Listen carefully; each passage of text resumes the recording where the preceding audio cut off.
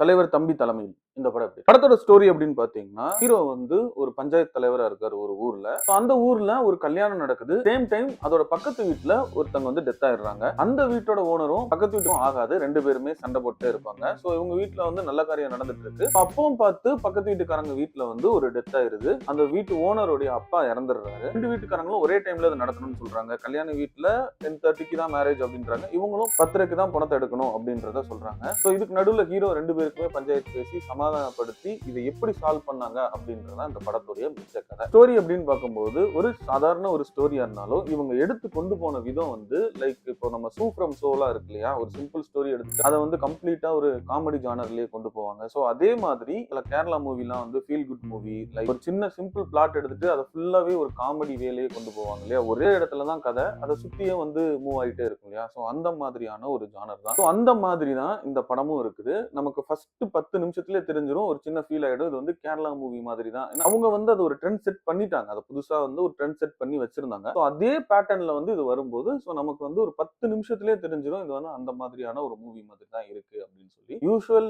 Jeeva movie மாதிரி இல்லாம இந்த மூவில புதுசா சில ஆர்டிஸ்ட் வந்து தெரிஞ்சாலும் அவங்க எல்லாருமே புது ஆர்டிஸ்ட் மாதிரி ஃபீல் ஆகல. ரொம்ப எக்ஸ்பீரியன்ஸ் ஆர்டிஸ்ட் மாதிரி தான் அவங்களோட ரோல் எல்லாமே பண்ணியிருந்தாங்க. கொடுத்த எக்ஸ்பிரஷன், அந்த கேரக்டருக்கு என்ன நீட் அந்த இடத்துலயோ அதை கரெக்டாவே அவங்க வந்து பிளேஸ் பண்ணியிருந்தாங்க. அந்த ஜீவாவும் மத்த மூவியை விட இந்த மூவில ரொம்பவே வித்தியாசமா தெரிஞ்சாரு. அவரோட ஆக்டிங்குமே ரொம்ப ரசிக்கிற மாதிரி இருந்தது. சரி படம் இந்த மாதிரி இருக்கும்போது ஃபுல்லாவே வந்து ஒரு காமெடி ஜானர்ல தான் வந்து டிராவல் ஆகும். பட் அந்த காமெடி எல்லாமே எனக்கு தெரிஞ்சதுல ஒரு 75% தியேட்டர்ல தான் அது வந்து ஒர்க் அவுட் ஆகும். தனியா பார்க்கும்போது ஒர்க் அவுட் ஆகும். பட் தியேட்டர் மெட்டீரியலான ஒரு மூவி தான் அந்த மூவி. ஸ்டார்டிங்ல இருந்து எண்டிங் வரைக்கும் உங்களை எங்கேஜிங்காவே தான் அந்த மூவி வந்து கொண்டு போயிட்டே இருக்கும். இதுல சின்ன சின்ன மிஸ்டேக்ஸ் இருக்கு.